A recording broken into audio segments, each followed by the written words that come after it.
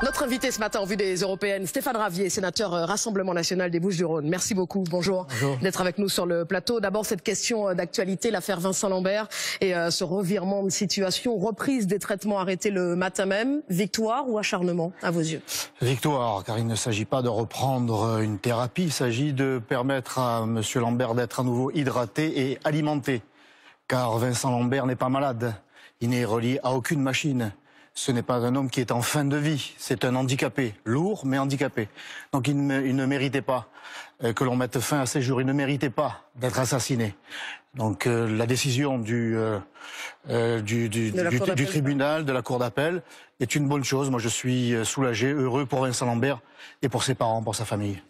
Les Européennes, Stéphane Ravier, cette interview du chef de l'État que j'évoquais à l'instant dans la presse quotidienne régionale, le président français, et je cite Emmanuel Macron, n'est pas un chef de parti, mais il est normal qu'il s'implique dans les choix fondamentaux. Est-ce qu'au pouvoir, vous en auriez fait de même? Est-ce que vous seriez mouillé dans la campagne des Européennes? Emmanuel Macron a oublié qu'il y a 2 ans environ, il a été élu président de la République et pas président de la République En Marche. Il devient un militant, il devient quelqu'un qui oppose les Français. D'ailleurs, il a parlé d'ennemis, c'est quand même assez grave dans la bouche d'un chef d'État. Non, bien sûr que nous n'aurions pas fait la même chose, ni moi, ni Marine Le Pen. La fonction de chef d'État, c'est quand même une fonction à part. Eh bien, il faut croire qu'Emmanuel Macron est oublié, cette vision des choses. Il entre dans l'arène, il nous fait savoir qu'il est un acteur. Eh bien, ce n'est pas demain qu'il aura la palme d'or à Cannes, ni même l'ours de Berlin, puisque même à Berlin, on ne veut plus de lui. Il dénonce une connivence entre les nationalistes et les intérêts étrangers, évoquant évidemment la présence de Steve Bannon en France, les financements russes de partis d'extrême droite. Vous lui répondez quoi sur ce point précis au chef de l'État? Emmanuel Macron mène une politique d'ouverture des frontières et d'accueil de l'autre, des centaines de milliers d'étrangers qui entrent dans notre pays, y compris des clandestins, mais il refuse à Steve Bannon d'être à Paris. Si la presse ne s'était pas jetée sur Steve Bannon, personne n'aurait su qu'il était là.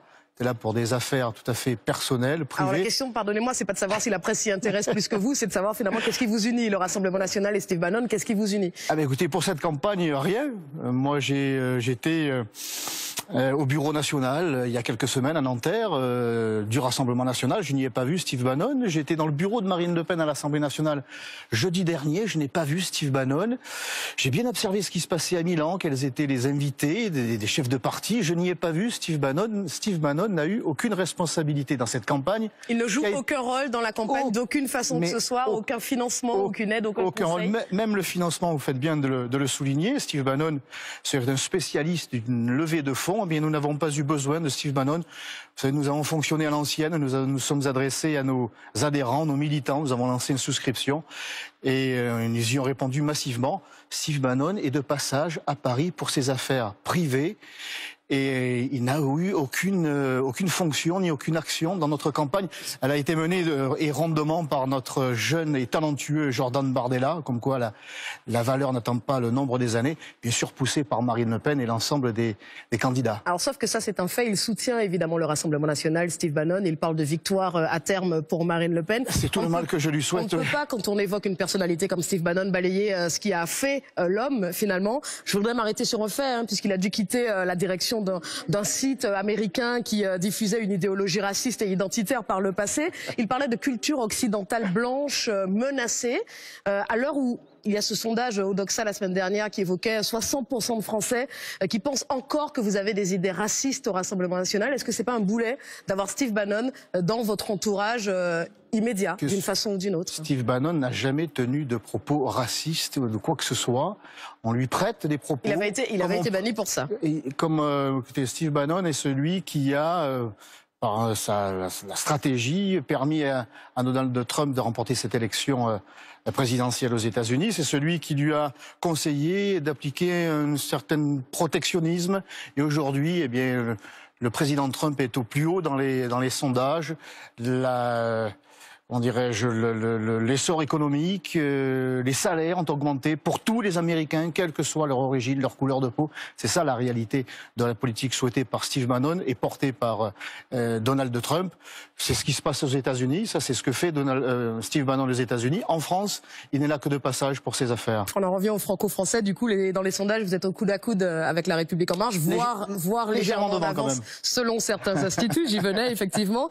Est-ce que la stratégie du tous contre Macron est plus efficace que de détailler, développer quotidiennement votre programme?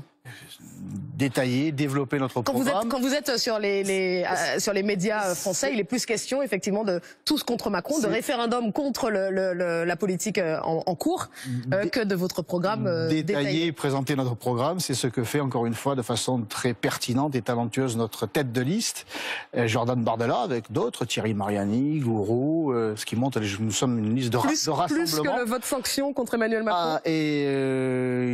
L'on présente bien sûr, et je crois que c'est l'enjeu quand même de cette élection, le choix qu'il y a à faire entre les soi-disant progressistes, ceux qui sont pour cette Union européenne qui a appauvri les Français, et le choix qui les expose à tous les dangers, et y compris sécuritaires, surtout sécuritaires, et économiques et sociales. Et puis un autre choix, celui d'une Europe des nations qui coopèrent, qui s'entendent, dont les décisions reposent sur les souverainetés nationales. C'est la voie portée par Jordan Bardella. Je posais la même question à Valorant de Saint-Just sur ce canapé vendredi dernier. Si on regarde votre bilan, vous avez quasiment toujours voté par la négative sur des questions environnementales. Vous vous êtes opposé à la quasi-totalité en faveur des textes en faveur de l'égalité homme-femme. Abstenu aussi, et ça c'est factuel, lors du vote sur la révision de la directive sur le travail détaché. Lorsque l'opposition critique votre bilan, là vous répondez quoi? J'affirme même que l'opposition est dans le fake news. C'est tout à fait. C'est factuel pourtant ce que je viens d'évoquer. Et la défense de l'égalité homme-femme, elle passe par ce que nous faisons d'abord nous en France. Voilà, nous avons une. Sauf que là on vote pour les européennes. Nous menons une politique et nous souhaitons qu'elle se développe, je dirais franco-française. C'est aux Français à prendre des décisions pour les Français en France, que ce soit pour l'égalité homme-femme, que ce soit pour l'environnement, avec... je vous invite à écouter les propositions de notre candidat Bernard Juvin, qui lui est pour un retour à un localisme qui constitue une vraie protection de l'environnement. Mais quid des textes à l'échelle européenne? Et en matière de sécurité, en matière d'immigration, le cadre national reste le plus performant, qui va bien au-delà des textes européens qui mettent plus en danger qu'elles ne protègent nos compatriotes. Donc c'est normal que vous ayez voté contre tous ces textes? Non, nous n'avons pas voté contre ces textes. Ça, ce sont des fake news de nos adversaires. Ah, d'accord. C'était pourtant factuel, encore, je répète, vous avez voté contre. Là, vous me dites que c'est factuel, sans m'en donner aucun. Je suis là pour informer, je parle de textes en faveur de l'égalité homme-femme. On a 6 minutes ensemble, on peut évidemment pas tout détailler, ce pourquoi vous avez voté. Maintenant, vous me dites que c'est peut-être moins important à l'échelle européenne, j'entends. Non, ce n'est pas moins important, c'est moins pertinent. Cela reste des textes qui ne correspondent pas à la réalité. Moi, vous savez, je suis à Marseille, et l'égalité homme-femme qui passe par la liberté des femmes que de se promener où elles le veulent, quand elles le veulent, avec les vêtements qu'elles le souhaitent. Eh bien, ce sont des libertés fondamentales qui sont menacées par un développement de l'islamisme. Et moi, je lutte contre l'islamisme. Et je vous avouerai que je me sens bien seul à Marseille, car mes adversaires, ceux qui votent des textes là-bas, à Bruxelles, eh bien, sont très discrets lorsqu'il s'agit d'agir concrètement sur le sol français et en particulier marseillais. Merci beaucoup Stéphane Ravier d'être venu sur notre plateau. Restez sur France Info. Météo.